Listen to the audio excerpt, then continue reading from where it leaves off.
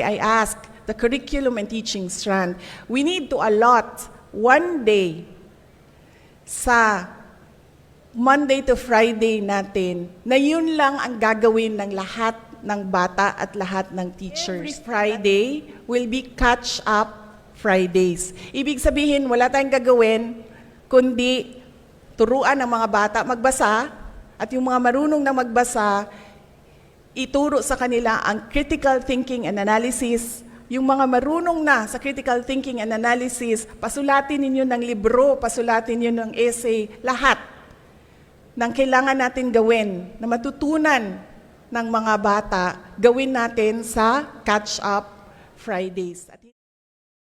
Malaki po ang ating problema ngayon dahil ang mga bata sa halip na magbasa ay mas gusto nila yung gaming, yung paglalaro diyan sa kanilang mga gadgets dahil mas colorful, mas interesting at nagugustuhan nila yung competition doon sa paglalaro sa kanilang mga gadgets. Kaya kailangan talaga na kung meron mang ganyan, hindi naman natin ikailayan, hindi na natin mapigilan yan kasi ganyan yung kanilang generation. Pero nandyan din tayo, side by side, sa mga bata na nagsasabi, may oras para sa gaming, sa paglalaro, at may oras para mag-practice at matuto paano magbasa.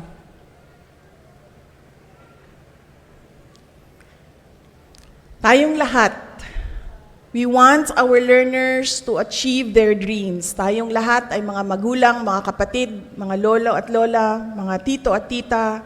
Gusto natin maabot nila ang kanilang pangarap. At ang pagbabasa ang simula at susi sa lahat nito. With the post-pandemic challenges confronting basic education, reading is integral to learning recovery. Sa dami-dami ng sinasabi natin, saan ba tayo magsisimula sa pag-ayos ng kalidad ng edukasyon? Balik tayo doon sa reading. Kailangan talaga unang-una matuto magbasa ang mga bata. We, in the Department of Education, started the National Reading Program. Dahil noong nakita namin na meron tayong mga kanya-kanya na mga programa, proyekto sa pagbabasa, pero walang isang programa sa loob ng Department of Education na nagsasabi na dapat gawin ninyo ito para sa reading program ng mga bata. Kaya, kinausap ko ang curriculum and teaching strand ng Department of Education at sinabi ko sa kanila, hindi kasi pwede na naghahabol tayo, may learning losses tayo, may gusto tayong learning recovery, lalabas yung PISA results, yung assessment, international assessments, and we don't expect it na maganda ang resulta sa darating na Disyembre. Sabi ko, hindi kasi pwede na kung ano yung ginagawa natin ngayon, yun pa rin yung gagawin natin paulit-ulit. Kasi nakita na natin, di ba, nakailang results na tayo ng PISA. 2 na. Ginawa na natin yon. Hindi pa rin maganda ang assessment, ang scores ng mga bata. Ibig sabihin, we need to innovate. We need to do something else. That is why I ask the curriculum and teaching strand, we need to allot one day sa Monday to Friday natin na yun lang ang gagawin ng lahat ng bata at lahat ng teachers. That is why they are making a policy now that every Friday will be catch-up Fridays. Ibig sabihin, wala tayong gagawin kundi turuan ang mga bata magbasa at yung mga marunong na magbasa, ituro sa kanila ang critical thinking and analysis. Yung mga marunong na sa critical thinking and analysis, pasulatin ninyo ng libro, pasulatin ninyo ng essay, lahat ng kailangan natin gawin na matutunan ng mga bata, gawin natin sa Catch-Up Fridays. At hindi lang yun, dahil meron din tayong kailangan i-catch up sa health, sa values, and sa peace education. Yung buong Friday, will be the catch-up Fridays para sa anong gusto nating makita na mga kabataan sa darating na mga panahon.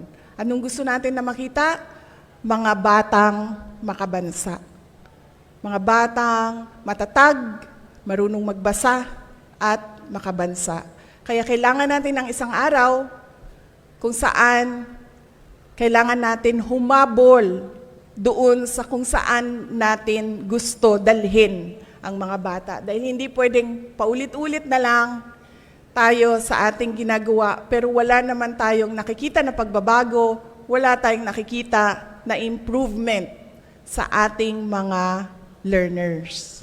So starting January 12, 2024, every Friday will be catch-up Fridays, particularly for reading. All learners, subukan lang natin, tingnan natin kung meron tayong makikita na pagbabago after we do it during the term of President Marcos. 6 years nating gawin. Habulin natin kung ano yung mga kailangan nating habulin na kailangan matutunan ng mga bata. All learners from kinder to grade 12 shall use the time to read books, articles, and other reading materials based on their interests. Not only that, we should ask them, as I said, to write books, to write essays, to do a book review, to do a book analysis.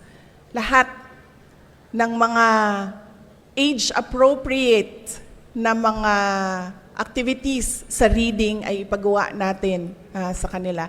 Alam nyo, noong nagsimula kami ni Yusek Gonong, because the curriculum and teaching strand is the heart of the Department of Education, sinabi ko talaga sa kanya, Ma'am, alam mo, napakalaki ng pagkakaiba ng private education at yung mga mag-aaral na sa loob ng public schools. Kasi as an example, ang anak ko nasa private school. Ang anak ko is 10 years old, so he is grade 5. Grade 5 siya ngayon. At isang beses, lumapit siya sa akin. Hindi ko naman na-experience ito nung ako ay nag-aaral nung 10 years old ako. Doon ko nalaman na pwede pala sumulat ng libro ang 10 years old. Dahil yun ang pinapagawa sa kanila, sa kanilang paaralan. So, lumapit siya sa akin. Pinakita niya sa akin, may title page siya at 10 years old. May table of contents siya. Merong body ang kanyang libro at merong ending ang kanyang libro. Hindi siya libro tulad nung ini-expect ninyo na daming sulat. Hindi. Pero nandoon, nagsisimula na, tinuturo na sa kanila. Magbasa, magsulat ng libro, magsulat ng composition, magsulat ng essay. At yun ang gusto natin makita, hindi lang sa mga anak natin na nasa private schools. Gusto din natin makita yon sa mga learners natin, sa mga anak natin na nasa public schools. Dahil sa approximately 28 million learners natin, ilan ang nasa public schools? 25? 24. Approximately 25 million nasa public schools. Kaya kailangan, kung ano yung kalidad ng private education, ganun din yung passion natin as parents, as teachers, as educators in the public education system na ma-inspire, maturuan at mapanigurado na meron tayong mga matatag, matalino at marunong magbasa ng mga learners. Together, we will recover. So let us unite in our efforts to nurture a love for reading among the children in our lives. Let us inspire them to open the books of their imagination, to embark on adventures through the pages of books, and to believe in the power of their own dreams. By doing so, we are not only transforming their lives, but also building a society that embraces knowledge, empathy, and a brighter future for all. Maraming salamat sa inyo. At sa araw ng pagbabasa, sana ito ay may this be a catalyst for transformation of our children's lives and the foundation of a stronger and more resilient Philippines. Mga kababayan, patuloy tayo maging matatag tungo sa pagtaguyod ng isang bansang makabata at mga batang makabansa. Ang lahat ng ginagawa natin ay para sa Diyos, sa bayan, at sa pamilyang Pilipino. Syukran. Thank you, VP and Secretary, for the informative and enlightening speech and for generously sharing your